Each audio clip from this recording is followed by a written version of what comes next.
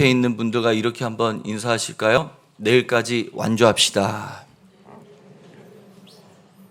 네, 내일까지 꼭 완주할 수 있기를 간절히 축복합니다. 여러분, 고난주간 매일 붙들고 있는 메시지들이 사실 결코 가벼운 메시지들은 아닙니다. 그러나 그 말씀을 통해서 복된 순종을 통해 우리의 신앙의 모든 것이 십자가 중심으로 새롭게 정렬되는 은혜가 있기를 바라고, 또 특별히 이 고난주간 특별 새벽 부흥회를 통해서 여러분의 일상이 십자가로 우뚝 일어서는 은혜의 출발점이 될 수 있기를 간절히 축복합니다. 우리가 읽었던 이 오늘 본문의 이 말씀에서 특별히 주목해야 될 사람들이 나옵니다. 우선은 우리가 이 빌라도를 볼 수가 있는데요. 여러분, 이 빌라도라는 사람은 AD 26년부터 36년까지 유대의 총독으로서 실제 재임했던 인물입니다. 2000년 역사 가운데 바로 이 예수님을 십자가에 죽인 자로서 언급된 사람이죠. 왜냐하면 이 예수님의 사형 집행을 언도하는 자리에 있었기 때문입니다. 특별히 사도신경을 통해서 빌라도를 우리도 계속 언급하기 때문에 잊을래야 잊을 수 없는 인물이기도 합니다. 자, 그런데 여러분, 이 빌라도는요, 원래 예수님을 죽이기보다는 살리려고 굉장히 애를 썼습니다. 자, 오늘 본문을 보시면 이 빌라도가 이 제사장들과 유대인들을 향해서 예수님께서는 결코 죄가 없다는 사실을 계속 반복적으로 드러내고 있는 것을 봐요. 자, 우리 4절 말씀인데요. 19장 4절 말씀 우리 다 같이 한번 읽어보겠습니다. 시작. 빌라도가 다시 밖에 나가 말하되, 보라, 이 사람을 데리고 너희에게 나오나니 이는 내가 그에게서 아무 죄도 찾지 못한 것을 너희로 알게 하려 함이로라 하더라. 아멘. 자, 계속해서 6절 하반절 말씀 읽습니다. 시작. 빌라도가 이르되, 너희가 친히 데려다가 십자가에 못 박으라. 나는 그에게서 죄를 찾지 못하였노라. 아멘. 자, 여러분, 십자가의 이 처형 방법은 로마법입니까? 유대법입니까? 이건 로마법입니다. 그러니까 십자가 처형 방법은 유대인들이 사용할 수 없는 겁니다. 그러니까 이 말은 뭐냐면, 나는 도저히 죄를 하나도 찾을 수 없으니까 너희들이 원하는 대로 처벌해 줄 수 없다는 것을 이렇게 돌려서 얘기를 하고 있는 것이죠. 여러분, 실제로 빌라도에게는 예수님을 십자가에 못 박을 권한도 있었고 풀어줄 권한도 있었어요. 우리 10절 말씀인데요. 우리 다 같이 읽겠습니다. 시작. 빌라도가 이르되, 내게 말하지 아니하느냐? 내가 너를 놓을 권한도 있고 십자가에 못 박을 권한도 있는 줄을 알지 못하느냐? 아멘. 그러나 예수님께서는요, 빌라도에게 어떠한 얘기도 하지 않으십니다. 결국 12절 상반절 눈으로 보시면, 이러함으로 빌라도가 예수를 놓으려고 힘썼으나, 예수님을 놓아주기 위해 굉장히 힘을 썼지만, 우리 16절 말씀 다 같이 읽습니다. 시작. 이에 예수를 십자가에 못 박도록 그들에게 넘겨주니라. 아멘. 결국 예수님을 십자가에 못 박도록 결정을 하죠. 자, 그렇다면 빌라도가 그렇게 예수님을 놓아주기 위해서 애를 썼는데 결국에는 왜 빌라도는 예수님을 십자가에 못 박는 결정을 했냐는 것입니다. 자, 여러분, 우리 12절 하반절 말씀 눈으로 보시면, 이 사람을 놓으면 가이사의 충신이 아니니이다. 무릇 자기들을 왕이라 하는 자는 가이사를 반역하는 것이니이다. 아멘. 종교 지도자들은요, 자신을 왕이라 하는 예수를 십자가에 못 박지 않으면 가이사에게 반역하는 것과 똑같습니다 라는 얘기를 하고 있는 것이죠.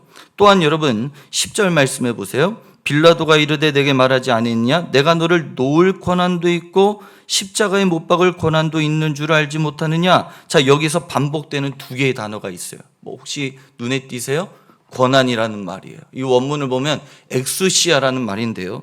여러분, 이 단어는요, 황제에게만 붙을 수 있는 표현입니다. 그러니까 결국 십자가에 박을 수도 있고 또 풀어줄 수도 있다는 이 권한은 누구로부터 오는 권한을 말하는 걸까요? 바로 당시 로마 황제 가이사로부터 오는 권한을 말하는 거예요.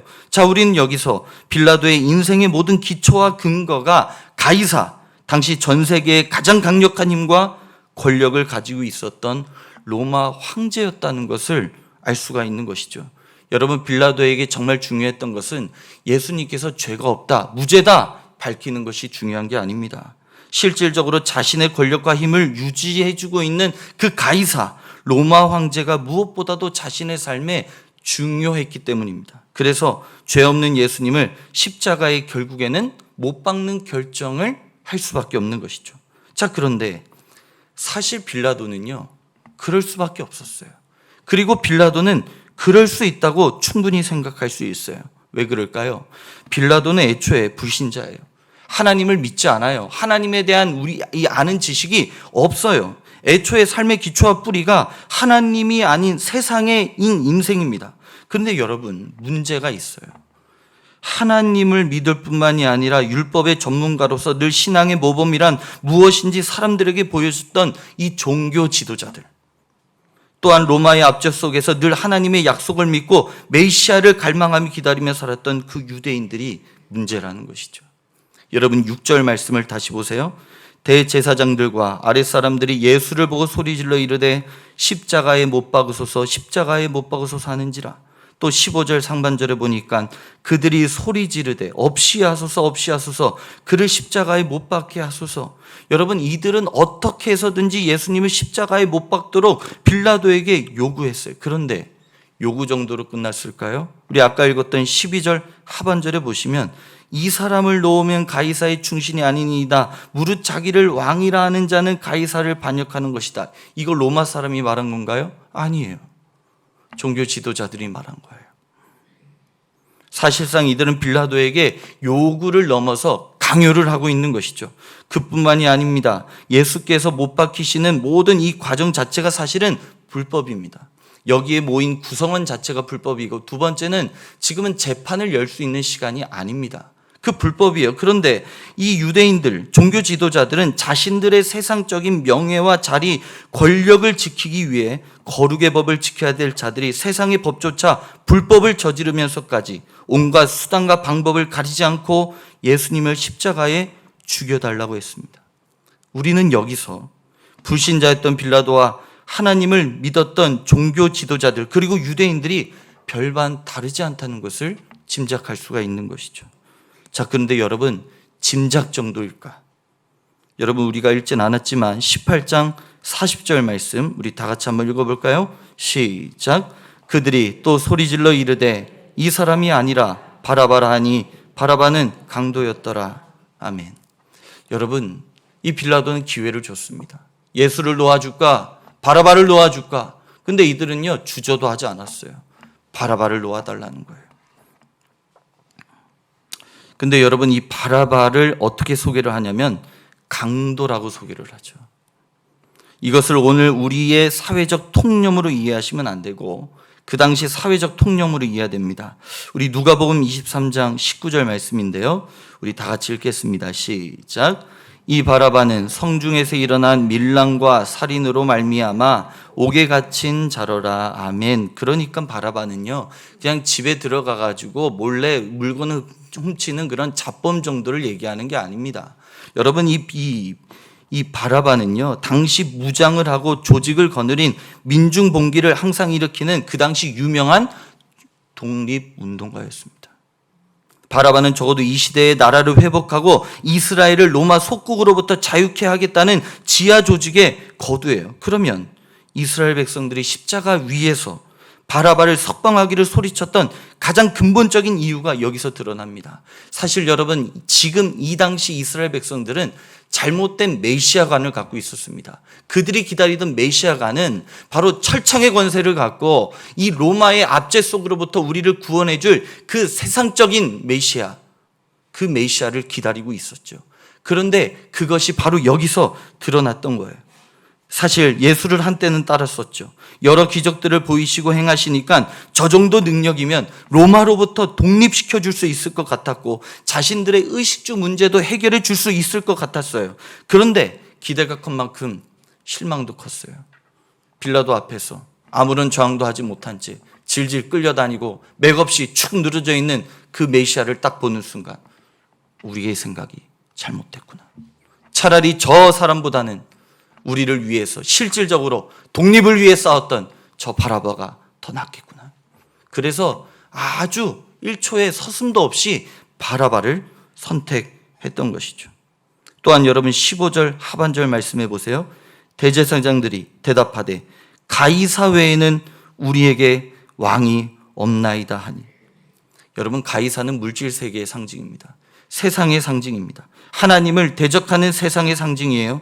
그런데 율법의 선수들, 예배의 명장들, 눈만 뜨면 말씀, 눈만 뜨면 예배, 가르치고 전하고 외치던 그 사람들이 스스로 고백하는 거예요. 자신들의 왕은 하나님이 아니라 가이사라는 거예요. 자신들도 모르게 자신의 신앙의 민낯을 확연하게 드러낸 것이죠. 자신들의 명예와 권력, 현재의 자리를 지켜줄 수 있는 것은 로마의 황제라는 거예요. 세상이라는 것이죠. 결국 여러분, 당시 종교 지도자들과 유대인들의 인생의 모든 기초와 근거도 겉으로는 하나님이라고 그렇게 말은 하고 다녔지만 사실은 그들도 빌라도처럼 그들의 인생의 기초와 모든 뿌리는 가이사, 로마 황제였다는 것을 알 수가 있는 것이죠. 이들은 정말로 불신자였던 빌라도와 별반 다르지 않았습니다. 여러분, 빌라도는 충분히 그럴 수 있었습니다. 그러나 하나님을 믿는 이 종교 지도자들과 유대인들은 빌라도와 달라야 되잖아요. 빌라도는 현실의 문제 앞에 세상을 선택하는 것이 마땅합니다. 그의 인생의 기초와 뿌리 그 자체가 세상이기 때문에 그렇죠. 그러나 하나님을 믿는 종교 지도자들과 유대인들은 현실의 문제 앞에서 세상이 아닌 하나님을 선택했어야 됐어요. 그들의 인생의 기초와 뿌리가 하나님이기 때문에 그래요. 하지만 그럼에도 불구하고 이들은 현실의 문제 앞에 하나님이 아닌 세상을 선택했어요. 그들은 현실의 문제 앞에 자신들의 인생의 기초와 뿌리가 하나님이 아닌 가이사가 나의 왕이다 라고까지 했죠. 물론 여러분, 이 현실의 문제는 말씀을 앞에서 전하고 있는 저나 말씀을 듣고 계시는 성도님들에게 그리 간단한 문제는 아닙니다. 우리가 예배당 안에 있으면 믿음으로만 살 것 같은데 현실에 들어가면 굉장히 어렵죠. 현실은 생존의 치열한 현장이기 때문에 그렇습니다. 생존은 죽으면 안 되는 것이죠. 생존하려고 하다 보니까 우리의 현실은 치열해질 수밖에 없습니다. 그러다 보니 사소한 것 하나도 쉽게 넘길 수가 없어요. 왜 그럴까요? 생존의 문제와 연결되기 때문에 그렇죠. 돈 앞에서 자유롭지 못한 것도, 직장의 문제, 자녀 교육 문제, 진로 문제, 미래 문제, 노후 문제, 모든 문제가 자유롭지 못한 것도 다 생존의 문제와 연결되기 때문에 그래요. 더욱이 현실의 이익은 강렬하고 달콤합니다. 현실을 추구하면 얻는 게 많아요. 물 흘러가는 대로 세상의 물결에 몸을 맡기고 살면 너무 편하게 살 수 있어요. 하지만 반대로 신앙을 선택하면 있는 게 너무 많아요. 그래서 예수님께서는 누가복음 10장 3절에 보니까 내가 너희를 보냄이 어린 양을 이리 가운데로 보낸과 같도다. 어린 양들이 편하게 살 수 없는 이리 가운데와 같은 곳, 그곳이 바로 뭐라는 거예요? 세상이라는 거예요. 세상 속에서 자기를 부인하고 자기 십자가를 지기 위해서는 그만큼 세상과 부딪혀야 돼요. 주님을 위해 사는 만큼 희생하고 포기해야 돼요. 그렇기에 평소에는 믿음 운운하다가도 생존의 문제, 이 현실의 문제가 다가오기만 하면 우리의 시야가 자꾸만 하나님이 아닌 세상을 향하게 되는 것도 바로 그것 때문인 것이죠. 하지만 저와 여러분의 삶의 기초와 뿌리가 세상이 아닌 하나님이 맞습니까? 정말 그렇다면 종교 지도자들과 유대인들을 반면교사 삼고 현실의 문제 앞에 세상이 아닌 하나님을 선택하는 삶을 살아야 될 줄로 믿습니다. 자, 그렇다면 이 현실의 문제 앞에서 세상이 아닌 하나님을 선택하는 그 믿음의 삶을 살기 위해서는 우리가 어떻게 해야 될까요? 한번 따라해 볼까요? 이 세상의 진짜 실세가 성삼위 하나님이심을 알면 됩니다. 우리 10절 말씀인데요. 우리 다 같이 한번 읽어보겠습니다. 시작. 빌라도가 이르되 내게 말하지 아니하느냐? 내가 놓을 권한도 있고 십자가에 못 박을 권한도 있는 줄 알지 못하느냐. 아멘. 자, 위에서도 설명드렸지만 빌라도가 한 사람을 살려줄 수도 있고 죽일 수도 있는 이 권한은 로마 황제로부터 오는 권한을 말한다고 했습니다. 그런데 여러분, 정말 한 사람을 살려줄 수도 있고 죽일 수도 있는 이 권한이 로마 황제로부터 오는 겁니까? 저와 여러분의 생존의 문제가 정말 세상에 달려 있는 겁니까? 아니죠. 요한복음 5장 27절 말씀 보시면 또 인자됨으로 말미암아 심판하는 권한을 주셨느니라. 여러분, 영원하고도 궁극적이고도 실질적인 권한은 누구로부터 오는 거예요? 하늘의 아버지와 예수 그리스도로부터 오는 줄로 믿습니다. 그리고 여러분 13절 말씀 보세요. 빌라도가 이 말을 듣고 예수를 끌고 나가서 돌을 깐들 그곳에 재판석에 앉아있더라. 여러분, 여기 보시면 앉아있더라는 말이 나와요. 이 말이 중요합니다. 원문을 보면 자동사로 와 타동사로 번역할 수 있게끔 쓰여졌습니다. 근데 오늘 우리가 읽은 이 성경 번역에는 자동사로 이게 번역이 돼 있어요. 이걸 자동사로 해석을 하면요, 본문에 쓰여진 그대로 빌라도가 예수님을 재판하기 위해 앉아있다 이렇게 해석을 하는 거예요. 근데 여러분, 이 사도 요한은요, 자동사로만 번역할 수 있게끔 쓰지 않았습니다. 타동사로도 번역할 수 있게끔 썼습니다. 이걸 타동사로 해석하면 이렇게 돼요. 예수님이 빌라도를 재판하기 위해 앉아 계신다. 그러니까 결국 요한은 이 자동사와 타동사로 동시에 해석할 수 있도록 해석해서 역설적인 의미를 이 말씀에 담아 놓은 거죠. 그래서 이런 의미가 되는 거예요. 앞에 보이실 텐데요. 우리 한번 읽어볼까요? 시작. 지금은 빌라도가 세상을 호령하고 권력을 가지고 왕 중의 왕이신 예수님을 재판하고 있는 것 같지만 뒤집어 보면 사실상 예수님에 의해서 빌라도가 세상이 재판받고 있는 것이다. 여러분 믿으십니까? 여러분, 일반 역사의 관점은 눈에 보이는 대로 빌라도가 예수님을 재판하고 있는 거예요. 그러나 믿음의 관점은 눈에 보이지 않는 그 예수 그리스도, 그리고 우리 하나님께서 빌라도를, 세상을 재판하고 계시는 줄로 믿습니다. 자, 그렇다면 여러분, 눈에 보이는 실세 빌라도가, 가이사가, 세상이 진짜 실세가 아닙니다. 눈에 보이지 않는 하나님께서, 그리고 예수 그리스도께서 이 세상 온 우주를 다스리시는 진짜 실세이신 것이죠. 만약 빌라도가 이 세상의 진짜 실세가 로마 황제가 아니라 하나님이심을 알았다면 가이사에게 반역하는 것입니다라는 이 말을 들을 때 아무런 말도 신경 쓰지 않았을 겁니다. 종교 지도자들과 유대인들이 이 세상의 진짜 실세가 하나님이심을 진정으로 믿었다면 하나님의 아들이신 예수 그리스도에게 십자가에 못 박으셔서 자신들의 자리를 지키려고 어떻게든 그 저주의 자리로 내몰려고 애를 쓰지 않았을 겁니다. 마찬가지겠죠. 눈에 보이지 않는 그 하나님께서, 그리고 예수 그리스도께서 진짜 실세임을 알고 믿으며 우리도 살아갈 수만 있다면 현실의 문제 앞에서 세상이냐 하나님이냐 우리는 고민하지 않고 세상이 아닌 하나님을 선택할 수밖에 없을 것입니다. 여러분, 세상은 계속해서 우리를 향해 말했고 말하고 있으며 앞으로도 이렇게 말할 것입니다. 현실을 살아가는 너희들의 생존권은 보이지 않는 하나님이 아니라 바로 내가 지고 있다. 그것을 오늘도 내일도 내일 모레도 계속 세상은 우리에게 말할 거예요. 그러나 시편 2편 4절 말씀 우리 함께 읽어볼까요? 시작. 하늘에 계신 이가 웃으시며 주께서 그들을 비웃으시리로다. 아멘. 여러분 꼭 기억하세요. 하늘에 계신 하나님께서 그런 세상을 향해 비웃고 계시다는 것을 말입니다. 왜 비웃고 계실까요? 우리 사무엘상 2장으로 한번 가보죠. 사무엘상 2장 6절에서 7절 말씀 다 같이 읽겠습니다. 시작. 여호와는 죽이기도 하시고 살리시기도 하시며 스올에 내리시기도 하시고 거기에서 올리기도 하시는도다.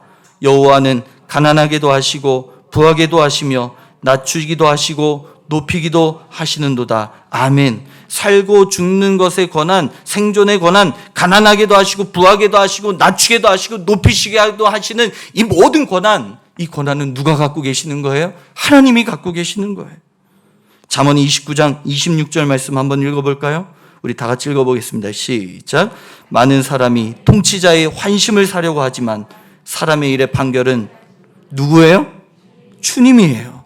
빌라도가 재판하는 것이 아니에요. 실상은 진정한 왕 중의 왕이신 예수님께서 빌라도와 세상을 재판하고 계시는 거예요.